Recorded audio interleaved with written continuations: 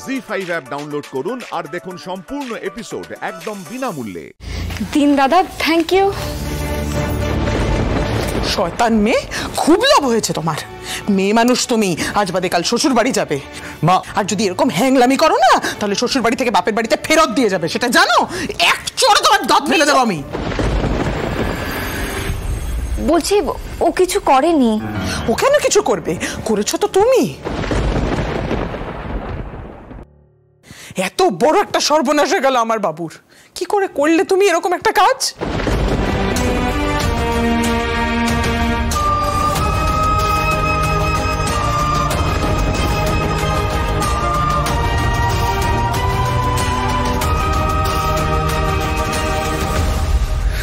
মা মা কেন তুমি এত অস্থির হচ্ছ একটা সামান্য বিষয় নিয়ে? ছাড়ো না, যা হওয়ার তো হয়ে গেছে, চোকাচুকি তো হয়েই গেছে।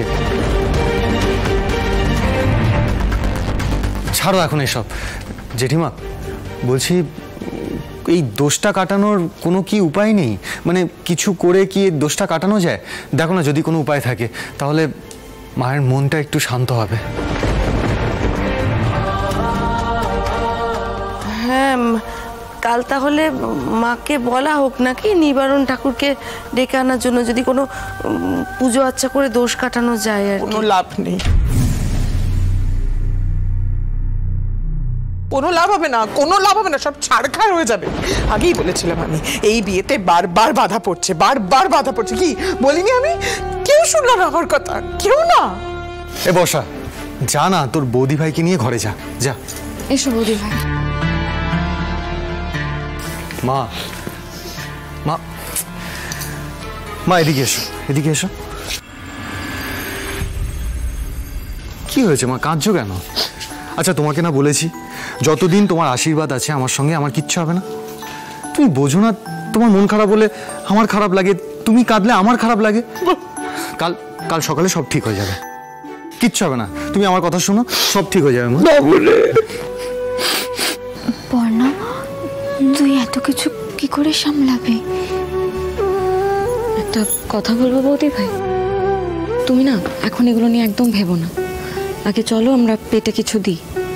আরে বাবা, এই বাড়িতে এরকম ছোটোখাটো অশান্তি লেগেই থাকে, যদি সিরিয়াসলি নাও তাহলে শেষ হয়ে যাবে।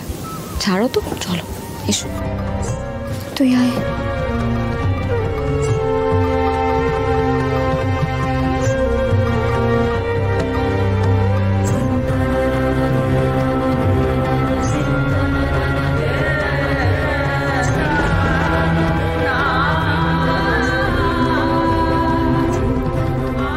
মাকে তো কিছুই পড়লো না, আমাকে ওইভাবে কথা শোনালো বলে।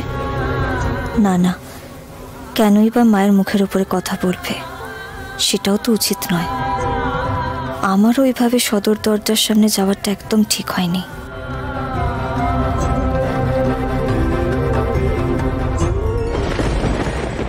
জি5 ডাউনলোড করুন আর সব এপিসোড দেখুন একদম ফ্রি।